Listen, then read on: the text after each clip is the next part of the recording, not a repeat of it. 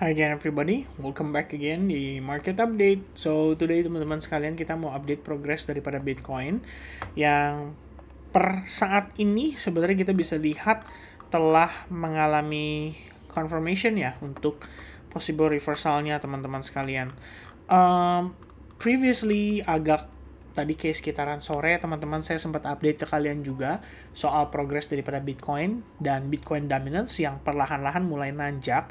Jadi kita ngelihat bahwa ada probabilitas Bitcoin akan segera mengalami pergerakan yang impulsif.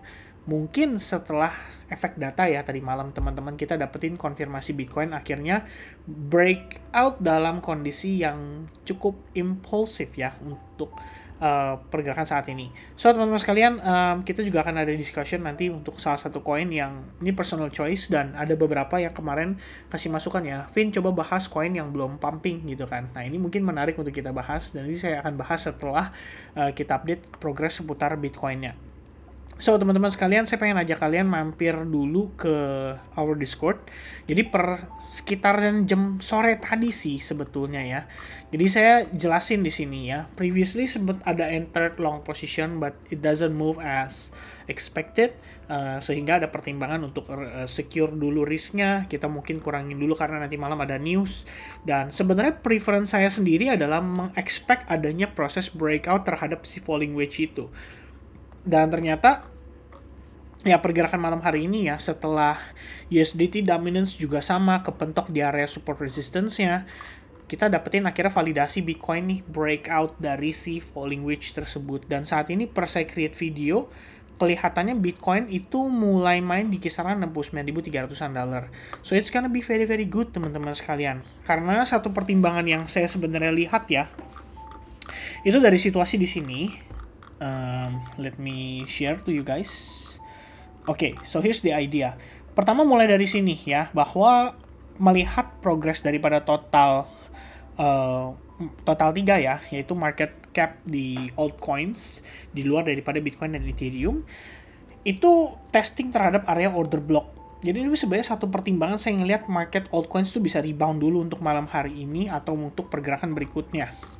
Kemudian USDT dominance itu mendukung gitu loh. Kita ngelihat dia secara time frame daily ya, membentuk trend line, dia breakdown. Jadi ekspektasi saya adalah dia retest ke trend line atau ke previous support resistance, habis itu mengalami rejection teman-teman. Lebih kurangnya idenya dari sana gitu loh. Jadi saya menyampaikan kalau misalkan ya beberapa alts yang bisa entry ini didukung dengan tambahan informasi seperti total 3 yang sudah mencapai order blocknya, kemudian USDT dominance yang juga berpotensi testing di range area resistance-nya.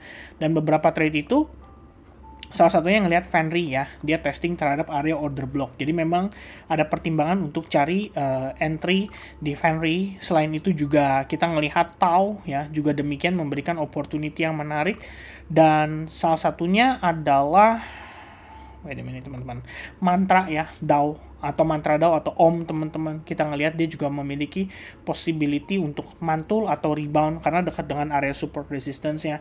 Dan ini semua confluence ya. Jadi total 3-nya mendukung, USDT dominance-nya juga mendukung. Sehingga ketika kita ngelihat kondisi tersebut ya, kita mencoba untuk mencari alternatif entry yang menarik. Ada alt layer ya. For example salah satunya dia testing juga terhadap SNR dari beberapa hari lalu. Saya juga memang ngelihat kita bisa retest sampai ke situ after dia mengalami pullback. Dan satu yang nanti kita akan bahas secara lengkap adalah Toncoin. Ya, but after kita update ke teman-teman seputar Bitcoinnya terlebih dahulu. Jadi teman-teman sekalian malam hari ini untuk sekedar informasi ya, kelihatannya Bitcoin bergerak itu bukan karena kehendak sendirinya aja, tapi didukung oleh data juga, yaitu berupa GDP yang rilisnya sebenarnya cenderung negatif teman-teman sekalian. Nah, untuk sedikit memberikan pandangan atau konteks ya ke teman-teman, kenapa GDP turun, itu malah justru bagus buat market seperti kripto, kemudian untuk US stock gitu kan. Dan di sisi lain, kalau kita ngelihat dari, dari posisi dollar indeksnya itu malah cenderung turun dan cenderung negatif teman-teman sekalian. Nah ada beberapa pertimbangan, salah satunya adalah bagaimana jika US itu sebenarnya sudah masuk ke dalam resesi ekonomi. Pertimbangannya dari mana, Vin? Kita lihat teman-teman, definisi sebelumnya resesi ekonomi itu sebenarnya adalah kondisi di mana ketika GDP 2 kuartal berturut-turut itu turun angkanya. Dan kalau kita melihat Final di kuartal 3 tahun lalu 2023, which is itu adalah di bulan September ya teman-teman sekalian. Angkanya adalah 4,9%. Jadi kalau kita ngelihat previousnya itu 4,9%, 4,9%, 4,9%. Karena memang diambil dari angka di kuartal 3 final. Nah, setelah itu di kuartal keempatnya mulailah ya dari 4,9% ini. Forecastnya tuh berapa? Turun 2%. Dapat angka 3,3%. Memang terkesannya bullish, terkesannya positif.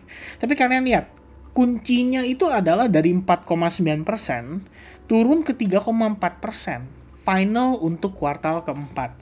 So technically dari kuartal 3 ke kuartal 4 ini udah turun ya teman-teman sekalian. Udah turun satu kali. Nah, sekarang kondisinya previousnya tuh 3,4% ya untuk preliminary. Rilis data 1,6%. Kemudian 3,4% lagi ya.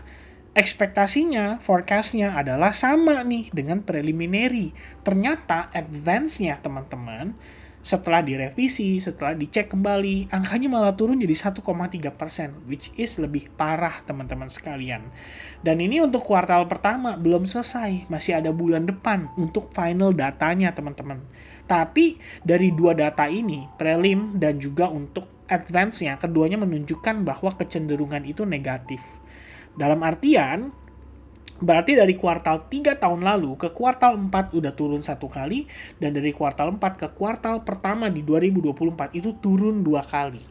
Definisi resesi yang dulu dianut oleh mereka, ya, The Fed, dan ya pokoknya semua istilahnya lembaga keuangan lah di dunia. Ya ketika dua kali mengalami penurunan pada 2 kuartal berturut-turut dianggap sudah mengalami resesi.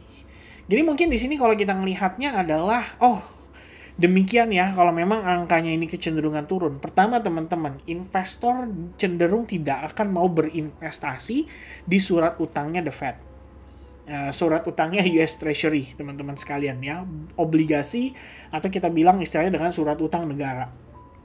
Ngapain saya membantu, istilahnya ngapain saya jadi investor negara kalau kondisi negaranya itu ekonominya lemah. Nah itu yang pertama. Jadi aliran uangnya dari aset yang cenderung safe kayak surat utang negara itu cenderung mendingan gue pakai di aset beresiko. Nah, itu yang pertama teman-teman. Yang kedua adalah kalau memang worst case scenario dianggap terjadi resesi ekonomi, maka semestinya The Fed harus mengambil langkah, dan langkahnya itu adalah quantitative easing, mengendorkan kebijakan moneter mereka supaya kondisinya itu bisa mensupport ekonomi, ya, menstimulus ekonomi supaya ekonominya itu berjalan dan supaya ekonominya itu bertumbuh, sekiranya kayak gitu teman-teman. Nanti mungkin kita tahu nih The Fed lagi dilema ya, CPI-nya belum turun-turun. Waktu istilahnya 2 minggu lalu kita ngelihat rilis data CPI ya turun sih, tapi turunnya nggak sebanyak yang diharapkan. Itu pertama. Yang kedua adalah besok nih teman-teman sekalian, jadi PCE atau inflation report besok itu sebenarnya memegang kunci juga, peran juga ya untuk bagaimana para pelaku pasar akan bereaksi terhadap market. Ya harapannya sih sebenarnya angkanya bisa turun gitu loh. Jadi angka kalau turun berarti kan lebih cepat lagi untuk The Fed memangkas suku bunga. Kalau misalkan angkanya malah naik di atas forecast, ini berbahaya buat market crypto. Ya, mudah-mudahan sih either di bawah dari forecast atau sama dengan forecast. Kalau sama dengan forecast, mungkin market udah biasa gitu ya istilahnya. Reactionnya mungkin nggak akan terlalu berlebihan. Ya, but overall besok akan menjadi kunci pergerakan juga, sekaligus untuk penutupan di bulan Mei. Ya, Bitcoin akan tutup dalam keadaan strongly bullish atau dalam keadaan bullish but ada buntut candlenya memanjang ke atas. Disebabkan oleh apa ya? Disebabkan oleh inflation report ini, yang manakala sudah kita bahas secara lengkap di live streaming hari waktu lalu lah intinya teman-teman ya, di 3 hari lalu atau 2 hari lalu ya, di antara 2 harian itu kita udah bahas secara lengkap. Alright, so reaction dari GDP, implikasinya seperti yang tadi saya jelaskan teman-teman. Pada intinya membuat para pelaku pasar cenderung memilih untuk menaruh aset mereka tidak di obligasi atau surat utang negara. Jadi mereka lebih prefer kita menghindari itu ya. Kenapa? Karena keadaan ekonomi di US kurang menentu saat ini. 2 kuartal berturut-turut angkanya turun GDP-nya. Ya of course mereka reactionnya adalah, oke, gue nggak mau pegang dolar karena ekonominya lagi melemah. Kemudian yang kedua adalah gue akan lebih prefer untuk nggak beli surat utangnya juga. Kenapa? Karena kalau gue invest di situ, ada resiko keadaan perekonomiannya itu bisa menghambat proses pembayaran hutang itu nantinya di masa yang akan datang. Ya terjadi atau tidak ya, tapi ya we never know ya teman-teman sekalian ya. Tapi itu bisa jadi satu pertimbangan. Alright. Nah teman-teman, bagaimana progres Bitcoin so far? Ya kalau kita ngelihat Bitcoin dari time frame daily, seperti yang saya jelaskan di previous Bitcoin update, kita cuma konsolidasi di atas previous support resistance, yang mana sekarang harusnya di flipping menjadi potensi support, dan at the same time kita juga nggak create higher high, kita cuman bener-bener konsolidasi aja di dalam inside bar teman-teman.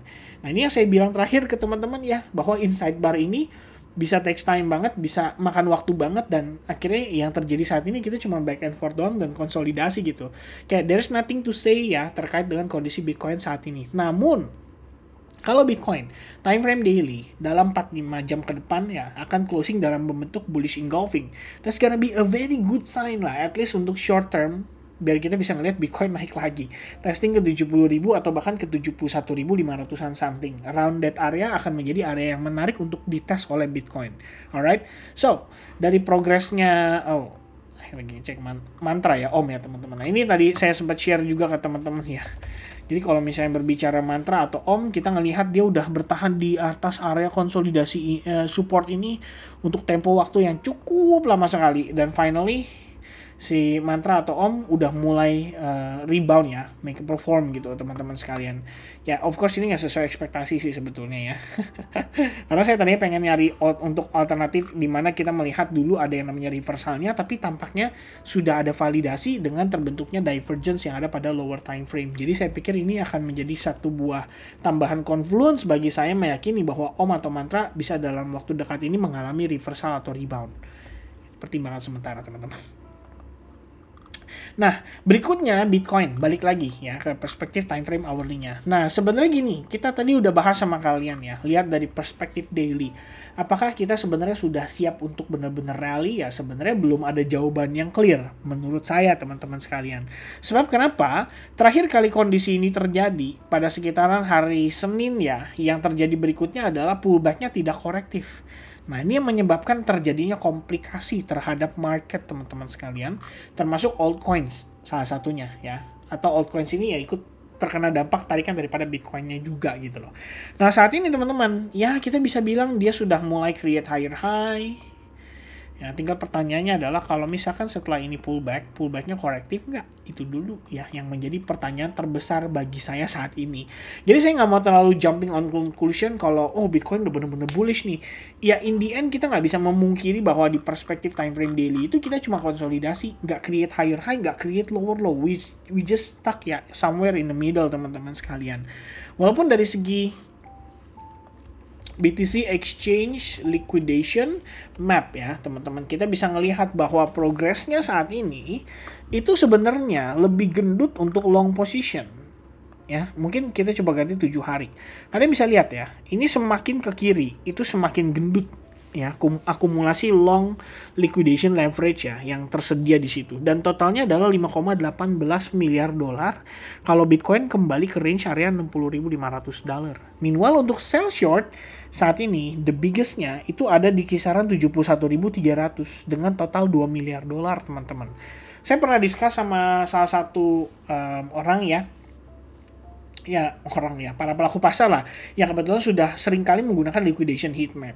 Dia bilang gini, sebenarnya semakin gendutnya, istilahnya kalau kita bilang semakin gendut dia punya liquidation leverage ya, dalam tanda kutip nominalnya teman-teman, itu sebenarnya makin susah untuk dikejar oleh para whales ini gitu loh. I mean seperti whales yang dimaksudkan adalah para market maker ya, yang biasanya mencari celah untuk para retail investor atau retail trader itu untuk kena likuidasi. Itu akan semakin sulit.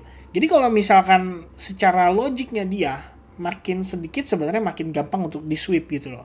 Jadi dikit sweep gitu ya. Lama-lama jadi akumulasi teman-teman. Nah, itu sebenarnya yang menurut dia cukup menarik. Jadi consideration-nya adalah mungkin saja kalau misalkan Bitcoin harus balik lagi ke 71.300 dulu, ngambil lebih banyak liquidity, sell short kena stop loss, kena liquid, which is flip position mereka dari short jadi long, teman-teman.